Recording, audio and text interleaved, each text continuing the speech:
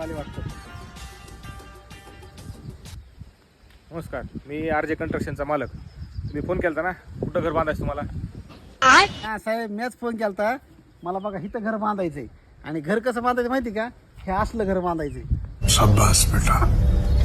बिलकुल बिलकुल, तुम्हाला असं फर्स्ट क्लास घर बांधून देतो की तुमचं अख्खं खानदान नाव घेईल.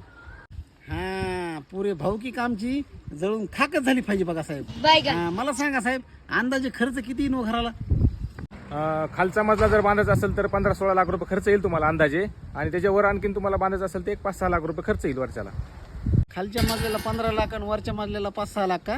मग एक काम करा ना साहेब, मला वरचाच मजला बांधून दे, खालचा नग मला.